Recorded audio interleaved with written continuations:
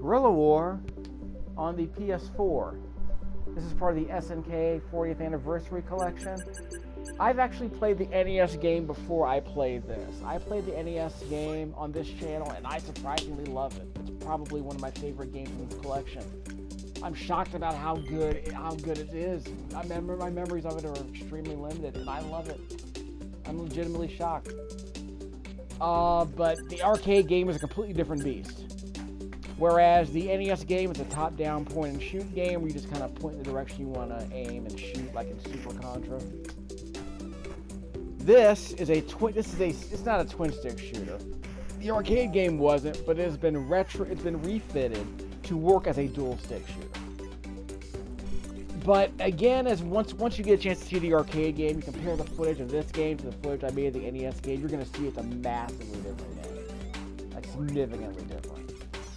We are talking like, the NES game is basically, well, it's a lot easier to play, obviously. But in the NES game, you're controlling a mouse who scurries around the screen and shoots in, 8 different directions. In this arcade game, you're basically playing a human tank. It's sort of a twin-stick shooter, but your character is much slower. It's a lot closer to Commando and Mercs. The NES game is way faster than this game. The pacing of it is way faster. This game's a lot slower, but of course it's a lot more dense in terms of activity. But it has a lot of the same basic principle, kind of. You're in this play field. You move in one direction while shooting in the other, and you're not supposed to shoot the hostages. But I think the pacing of the NES game makes it a far more rewarding game to play, at least at first. This game might be fine on its own. I played this for about half an hour, and I found it to be actually less compelling than the NES version. If you can believe that. You do not have unlimited grenades in this game. In the NES game, you can basically spam grenades and your gun all you want. In this game, you have unlimited machine gun fire, but your gun is a lot slower than in the NES game. I've got to throw that grenade with the L2 button. I guess this game is closer to like Ikari Warriors. Okay, don't shoot the hostages. Whoops! Never mind, they shot the hostages. Yes, that's part of the risk, is that if you don't get the hostages, the enemies will. So don't shoot them, don't let the enemies shoot them either. Which is actually, part of the strategy of this game. I kind of like that bit. It's not just you running around shooting everything that moves. I mean, there's an order to this. And if you're doing it right, you'll wind up getting more points if you go for the hostages. If you want to do like a hostage-friendly run, you can. And I dig that. Some of these stage layouts are a lot like the NES version. But like I said, because of the pace of the game, the strategies are slightly different because of how, where the enemy placement is. And I'm actually kind of astonished that SNK went the extra mile as far as, refining the game. Because they really did refine that NES game. They really did clean up a lot of the ideas in this game. And made it play a lot smoother, I think. Or at least they made the pacing more satisfying, I think. Of course, you're going to have to challenge yourself because, of course, the unlimited continues are a bit of a thing. Some of these areas are a bit more cluttered than they are in the NES version. There's plenty of activity in the NES version, too. So, again, I'm legitimately surprised by how well that game turned out. I'm out of grenades. So I have to press the grenade button, L2, to leave the thing. Freaking run out of grenades. Yeah, completely out of grenades. Again. So the other problem is that maybe we'll get a better weapon later, but the fact that you run out of grenades, that hurts, man. That legit sucks. I don't remember this part in the NES game. Maybe it's an alternate path, I don't know. Ow! Shot me right in the face with a tank. That's cool, I guess. My tank. Oh, because we have very limited ammo in this tank. So it's not just about, leaving the tank because it might blow up. It's about leaving the tank because you run out of ammo. Again, interesting decisions that the NES game made. See, this feels a lot different from the NES version. Does this road wrap around? Let me find out. Again, weird, huh? Yeah, I think it wraps. I think this road wraps around. Huh. That is weird. Interesting decisions they've made. Now I have to leave. Oh, there's also an energy meter in the tank. See? Energy meter on the bottom. There's fuel in there. Okay, so there's actually a fuel meter there. In the NES version, I think in the NES version it just beeped incessantly until it blew up. And if you were in it, you died. So there you go. Is there a gun in here? Okay, I can't go down anymore. Not four scrolling, but one-way scrolling, I suppose. I'm out of grenades. I can't point up.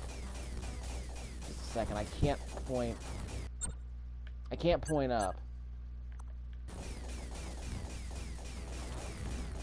Just a second, I can't point my gun in the direction. There it is. Sometimes the twin-stick controls don't work properly, so you have to whip the gun around in a 360-degree motion. Whoops, right in the face. Again, shot in the face with a turn again. Do I have to hit this guy with a grenade? I think I do.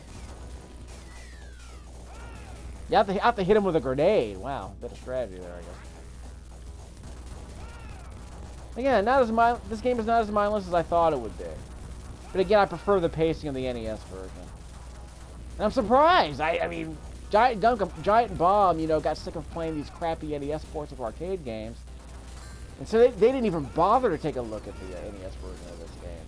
They probably figured it was another crappy port. But of course, he did look at Akari Warriors and said, no, it's kind of a different thing because there are lots of weird ideas in that game. So I'll play Akari Warriors a bit later. I played 2 and 3 already, so it seems weird to go in reverse, but it was so weird that I had to play it. I just had to play it. Actually, I did play Akari Warriors for a bit.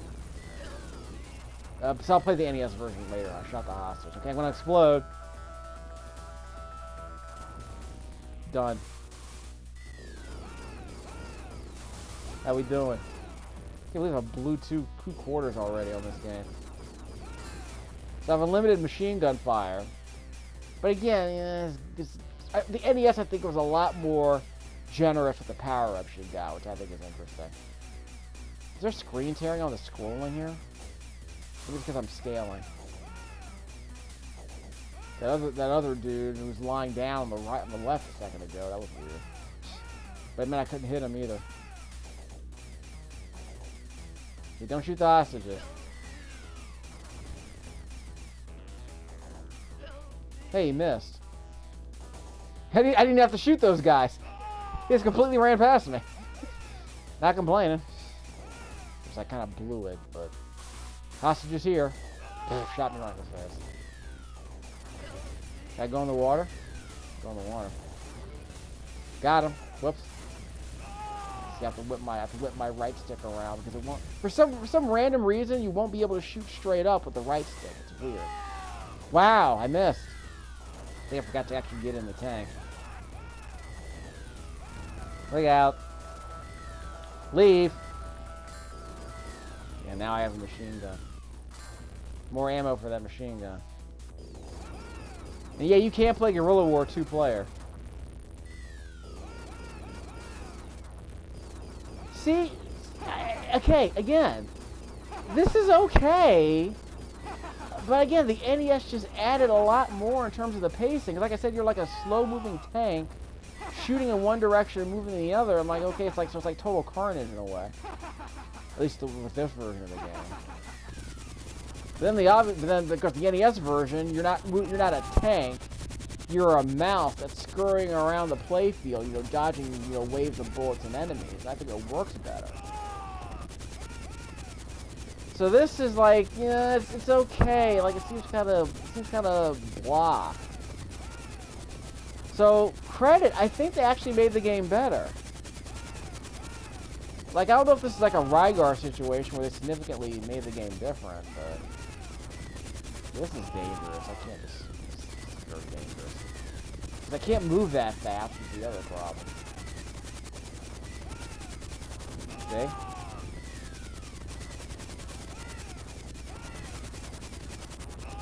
Wow. I'm getting killed here.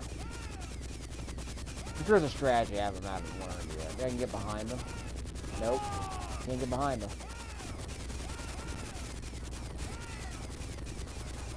See how hard it is to dodge these missiles? You're so slow. Got him. Yeah, I want to say they legitimately made the NES game better. I'm going to give them some props. So basically the pacing works out. So basically in terms of pacing, in terms of weapon variety, in terms of just mobility, I mean, you can't shoot in multiple directions, but the fact that you can move around so quickly in the NES game pretty much means that it changes the strategy completely. Like imagine if the two-player mode had you choose between like a fast, like a Cody versus Hagar thing. Like imagine if you had like, I think there was a Game Boy game that did that. I think it was called Fortified Zone. It was a top-down Game Boy game. I think Jalico distributed here in the U.S. Whoops, got the hostage. Got a flamethrower. So what Jalico did in Fortified Zones, they gave you a choice between two different kinds of people. You had a heavy fighter who could, you had a heavy fighter who could basically shoot down anything and take more damage. And you had a speedier, more agile fighter who had, light weapons. So let's shut the hostage. Get out. So you got kind of that speed-power dynamic in that Fortified Zone game. I have not played it, but when I read about it, I remember reading that you got a female character who had like light guns and could jump over obstacles. You had this heavy fighter dude who had bigger guns and I think could take more damage. I'm trying to remember. And I don't know if it was like a Metroidvania game or if it was just like a traditional top-down shooter with different paths available based on the character you chose. You don't have unlimited grenades, but you might as well. Because of course, if you get the tank, it's a risk because you mind up blowing all your grenades while you're in the tank. You can't shoot anyone. You only shoot grenades in that tank. Yeah, it's the other thing. The NES version had that really awesome gun where it's like, I want to say, it shot missiles, and it also had a spread at the end of it. So when the missile, when the missile reached the end of its range of fire, it would split into three and become a spread gun. Like stuff like that. Look, I'm just getting killed here. I'm getting murdered out here. Because again, you can't move that fast. And your gun is just a little pea shooter. So yeah, I'm gonna say the NES version is way better than this arcade game. I'm gonna give the FC. Yeah, they rebuild the bunkers. I think it's kind of ridiculous. Just like in the NES game. Whoops! Shot the hostage. Did I get him? Whoops! Ran right to the mine. I'm getting like 2,000 points and dying in this game. Of course, if I get a hostage, I'll be able to get some of those points back. So in that case, shooting the hostages means you lose out on a lot of points. Flamethrower? Ran right into that. Okay, we'll do one more. But yeah, I'm gonna keep playing the NES game. That thing is mad fun. It's not as hard, obviously, but like I say, it's more fair and more fun to play, even if you don't shoot. Tank blew up the barrier. That's amusing. Yeah, this is too clumsy and it's too janky. Not really feeling this. All right, so monkey.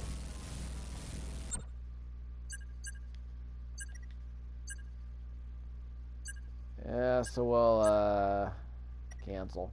So we'll quit out of here. I'll take a peek at the playthrough. But yeah, so we can see someone who knows what they're doing play this game. But yeah, I'm disappointed.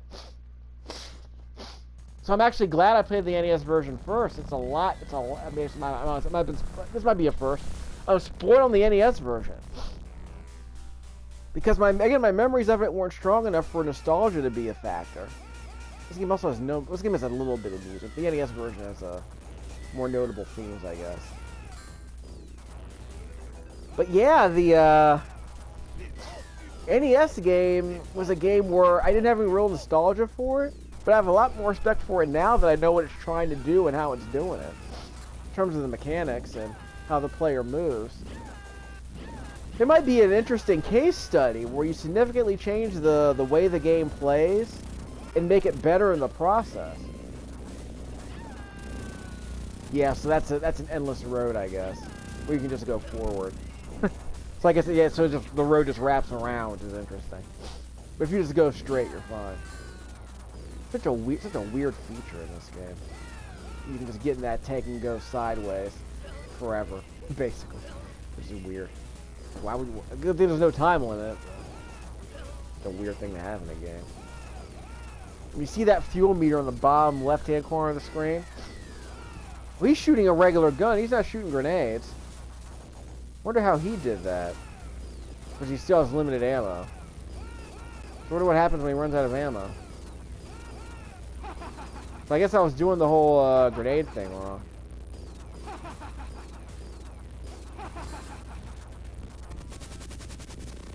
So he runs out of his gun and he has to shoot grenades.